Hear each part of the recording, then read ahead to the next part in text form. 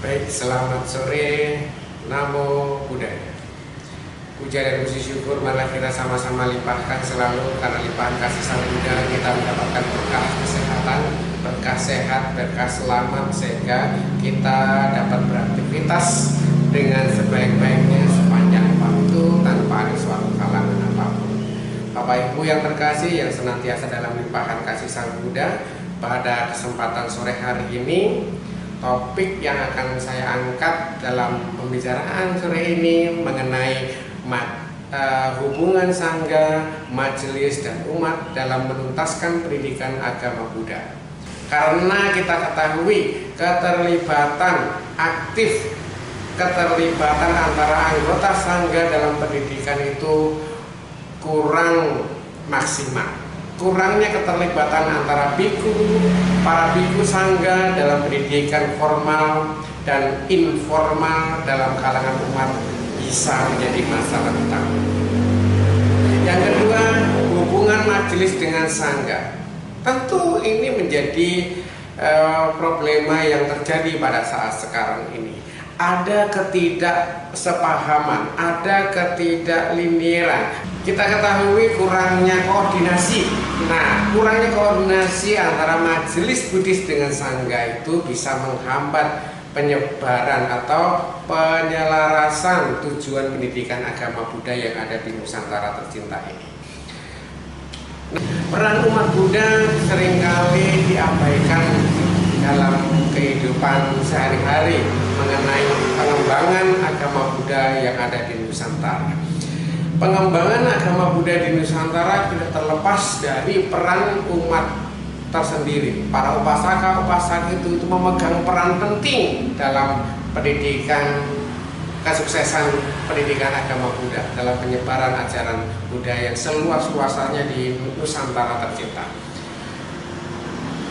Peran umat seringkali tidak cukup dilibatkan atau diperdayakan dalam proses pendidikan, baik sebagai peserta maupun sebagai kontributor dalam pengembangan kurikulum dan program pendidikan lainnya. Mengapa isu-isu ini penting kita bicarakan pada sore hari ini? Karena kita ketahui bahwa kualitas pendidikan Buddhis itu harus bersinergi antara sangga, majelis, dan umat itu harus berjalan seirama. Satu kata, satu nada, satu irama itu berjalan sesuai dengan nilai-nilai dharma yang diajarkan oleh Sang Buddha. Nah, penyebaran ajaran Buddha itu kaitannya dengan pendidikan yang merupakan suatu alat utama untuk penyebaran ajaran Buddha di sekolah, baik formal, informal, maupun di kalangan manapun. Kita bisa menyebarkan kalau kita punya sinergi antara ibu sangga, kemudian majelis dan umat dapat berjalan seirama. Satu kata, satu nada.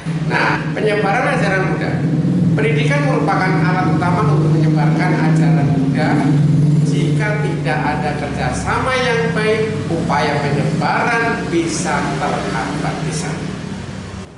Nah, penyebaran ajaran Buddha ini merupakan suatu hal yang penting sebagai identitas Buddhis di Nusantara. Melalui pendidikan yang baik yang didukung oleh semua pihak, umat bisa lebih memahami dan menghayati ajaran Buddha yang pada akhirnya memperkuat identitas Buddhis di Nusantara ini. Mengadakan dialog rutin antara sangga, majelis, dan umat untuk menyamakan visi dan misi dalam pendidikan Buddhis, mengembangkan kurikulum berbasis dharma. Sangga, majelis, dan umat perlu bekerja sama dalam pengembangan kurikulum yang tidak hanya fokus pada aspek intelektual, tetapi juga mengembangkan spiritual, memperdayakan umat dalam pendidikan, melibatkan umat lebih aktif dalam proses pendidikan, baik berbagai baik sebagai mengajar, baik sebagai pengurus sekolah, baik sebagai partisipan aktif dalam kegiatan pendidikan. Nah, itu yang dapat saya sampaikan pada kesempatan sore hari ini. Mudah-mudahan membawa faedah kemajuan untuk Buddha Sasana di Nusantara makin berkembang. Sabi sata bawantu sugitata, semoga semua makhluk berbahagia. Sadhu, sadhu, sadhu. Namo Buddhaya.